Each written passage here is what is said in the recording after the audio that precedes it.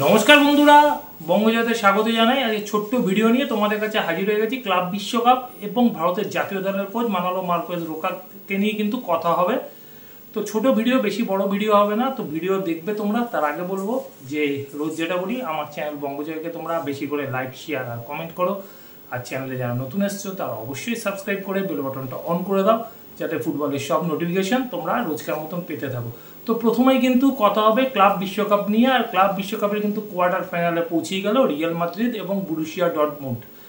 Real Madrid কিন্তু আজ ভোরে 1-0 গোলে হারিয়ে দিল ইটালিয়ান জায়ান্ট জুভেন্টাসকে। আর অন্য একটি ম্যাচে কিন্তু বুরুসিয়া ডর্টমুন্ড কিন্তু 2-1 গোলে হারিয়ে দিল মেক্সিকান দল মন্টেরিকে। তো দুটি দলই কিন্তু পৌঁছে গেল ফিফা ক্লাব বিশ্বকাপের কোয়ার্টার ফাইনালে। এবারে চলে আসি ভারতের জাতীয় ফুটবল দলের খবরে। আর জাতীয় ফুটবল দলের কোচের পদ থেকে কিন্তু বরখাস্ত করা হলো স্পেনের মানালো মার্কোয়েজ রোকাকে। তোমরা জানো ভারতের জাতীয় দলের কোচ ছিলেন মানালো মার্কোয়েজ রোকা, কিন্তু এই মানালো মার্কোয়েজ কিন্তু ভারতের দলকে যেদিন থেকে কোচিংয়ের দায়িত্ব নিয়েছেন তারপর থেকে কিন্তু কোনো সাফল্যর মুখ দেখাতে পারেননি। একের পর এক ম্যাচ হেরেছেন এবং তার পারফরমেন্স যথেষ্ট খারাপ ছিল। তো গত হংকং ম্যাচেও এএফসি কোয়ালিফায়ারের যে ম্যাচ ছিল হংকংয়ের সাথে, সেই ম্যাচেও কিন্তু ভারত আশানুরূপ ফল করতে পারেনি এবং ভারতের থেকে র্যাঙ্কিংয়ে 27 ধাপ পিছনে থাকা হংকংয়ের কাছেও ভারত হেরেছিল। তারপরে কিন্তু নিজে আর ভারতের জাতীয় দলের কোচ হিসেবে থাকতে চান না বলে জানিয়েছিলেন মানালো মার্কোয়েজ রোকা।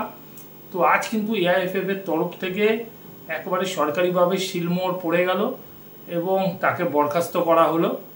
এবারে কিন্তু খুব শীঘ্রই ভারতের জাতীয় দলে কোচ নিয়োগের জন্য কিন্তু বিজ্ঞপ্তি দেওয়া হবে বলে জানা গিয়েছে।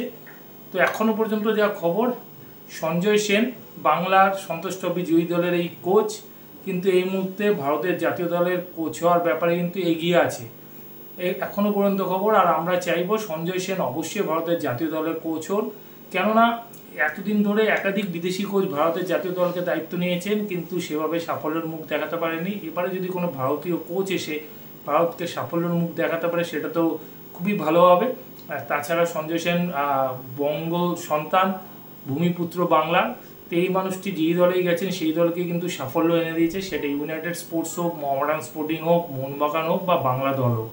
আমরা দেখেছি যেখানেই দায়িত্ব নিয়েছেন তিনি কিন্তু সেই সব দলগুলোকে ট্রফি এনে দিয়েছেন। তো আগামী দিনে আমরা আশা রাখবো যে সঞ্জয় সেনের হাত ধরে ভারতের জাতীয় দল বিশ্ব ফুটবলে ঘুরে দাঁড়াবে।